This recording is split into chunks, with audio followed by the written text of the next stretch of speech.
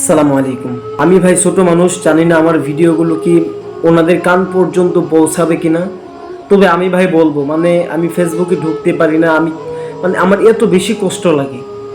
আজকে আসিফ ভাই একটা পোস্ট করছেন, আমি আপনাদেরকে একটু পড়ে শোনাচ্ছি। আমি একটু লিখে নিছি, আমি আপনাদেরকে একটু পড়ে শোনাচ্ছি।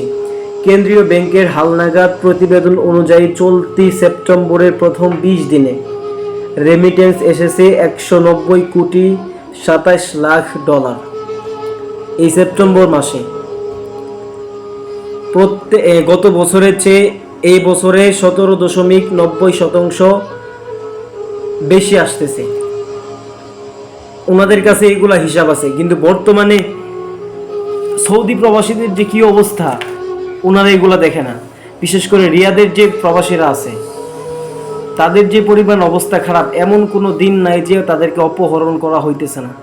এই সাধারণ মানুষগুলাকে এমন কোনো দিন নাই যে তাদেরকে বাংলাদেশের কিছু কুলাঙ্গার জানোয়ার মার্কার বাচ্চাগুলো এরা অপহরণ করতেছে প্রত্যেক দিন। এগুলোকে দূতাবাসে আসতেছে না? অবশ্যই আসতেছে, তারা কিছুই করতেছে না। তারা সবই জানে আপনারা শুধু রেমিটেন্স বাড়তেছে, আপনারা এইগুলা হিসাব রাখেন, কিন্তু ওইখানে প্রবাসীরা কি অবস্থার মধ্যে আছে আপনারা কি একবার চিন্তা করছেন? হাজার হাজার মানুষ যে ধোঁকা খাচ্ছে, তাদেরকে আবার অপহরণ করা হইতেছে, এমনভাবে অপহরণ করে এমনভাবে মারপিট করতেছে, টাকা না দিতে পারলে তাদেরকে হত্যা পর্যন্ত তারা করতেছে। আপনারা কি এগুলো দেখেন না?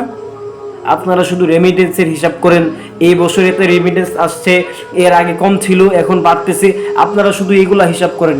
অথচ আপনারা প্রত্যেক দিন, এমন কোনো দিন নাই আল্লাহ 30 দিনের মধ্যে অপহরণ হইতেছে না। রিয়াদে বাথাতে এমন কোনো দিন নাই যে অপহরণ হইতেছে না। আপনারা এগুলো দেখেন না? আপনাদের নজরে শুধু রেমিটেন্সই দেখা যায়, আর কিছুই দেখা যায় না আপনাদের নজরে। আপনারা একটুও খেয়াল রাখেন না।